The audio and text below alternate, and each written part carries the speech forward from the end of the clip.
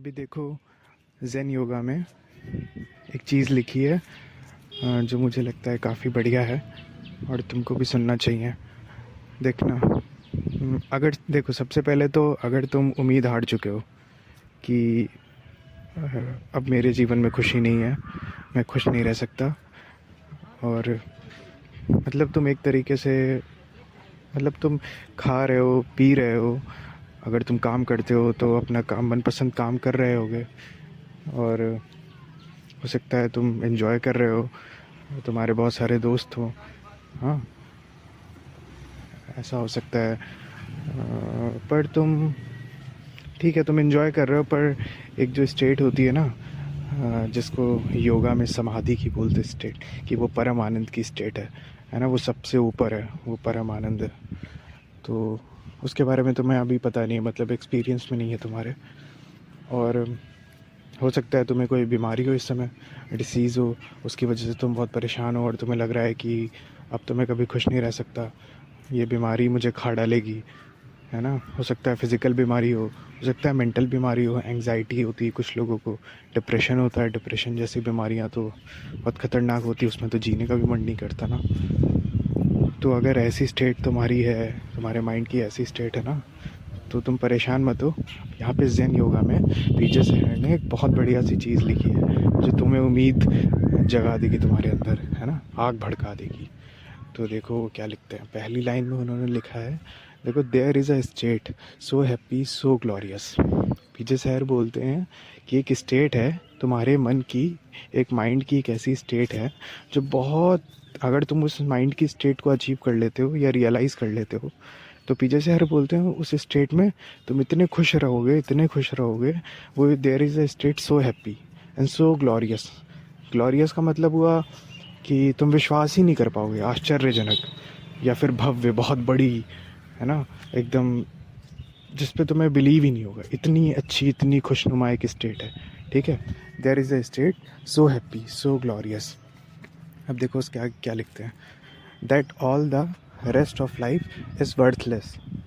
पीजे सहर बोलते हैं कि उस स्टेट ऑफ माइंड के सामने जो है ना, पूरी दुनिया का अगर तुम्हें सुख मिल जाए, बहुत अच्छा अच्छा खाना मिल जाए, है ना, बहुत सुंदर सुंदर लड़कियां तुम्हें आके प्रपोज़ कर दें, या बहुत सुंदर लड़के तुम्हें प्रपोज़ कर दें, है ना, या तुम्हारी मनपसंद प्यार से तुमसे शादी हो जाए, है ना, तुम्हें मनपसंद का काम मिल जाए, कुछ भी हो, कोई भी सर्कमस्टांस हो इस फिज़िकल वर्ल्ड में जो तुम्हें लगे हाँ मुझे खुशी दे सकता है, तो पीछे शहर बोलते हैं कि अगर वो स्टेट ऑफ माइंड तुम रियलाइज़ कर लेते हो, है ना, तो पूरी दुनिया का जो वो है ना, अगर उस स्टेट ऑफ माइंड में तुम रहते हो तो पूरी दुनिया तुम्हें एकदम वर्थलेस लगेगी, मतलब कोई मतलब नहीं दिखेगा उसका।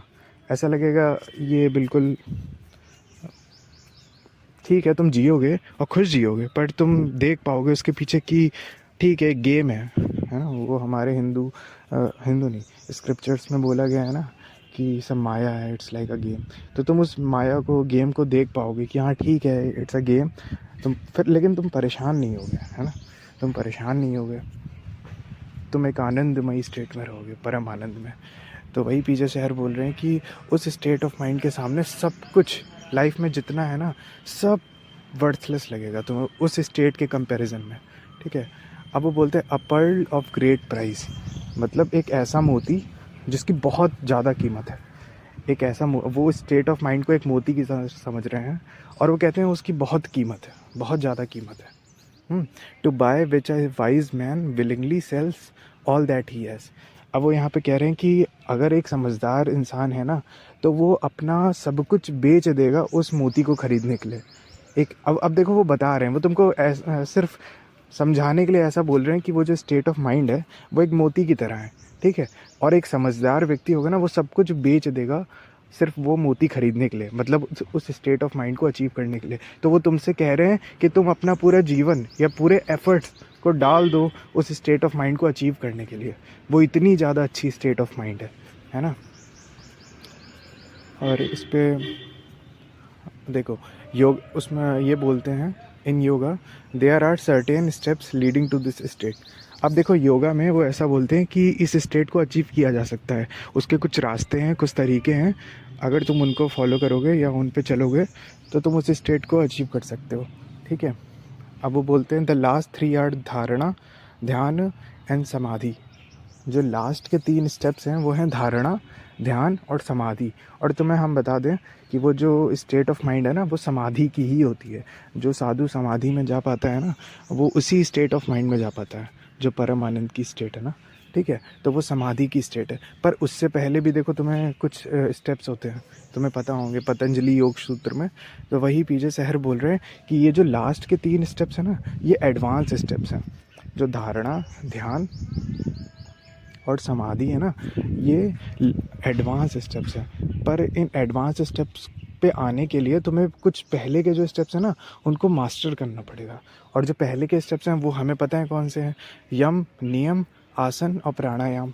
तो सबसे पहले तो तुम्हें इनको मास्टर करना पड़ेगा, तब तो तुम एडवांस पे जा पाओगे ना, तब तो तुम समाधि की जो स्टेट है उसको एक्सपीरियंस कर पाओगे।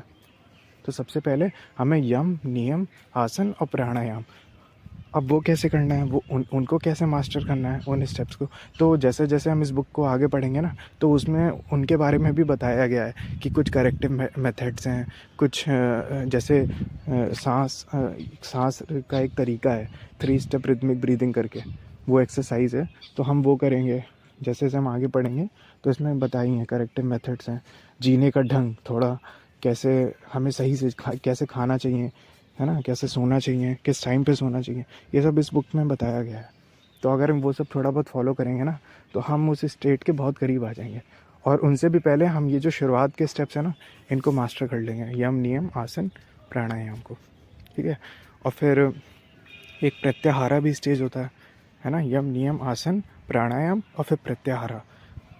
तो अभी हम प्रत्याहारा के बारे में बात करेंगे। उसको इसमें ज़ेन योगा में क्रिटिकल सर्टेन स्टेज बोलते हैं। और वो बहुत अपने में खुद में एक टॉपिक है, उसको भी एक्सप्लेन करना पड़ेगा, तो हम उसकी बात करेंगे कभी और।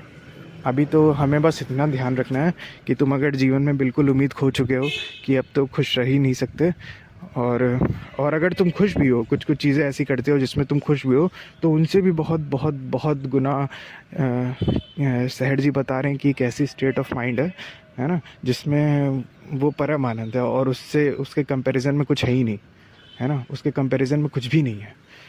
तो तुम इस बुक को पढ़ते रहो मेरे संग, और फिर देखना वो स्टेट ऑफ माइंड हम कितनी जल्दी अचीव कर लेंगे। ठीक है, तो अभी हम यही रखते हैं, इतना ही रखते हैं।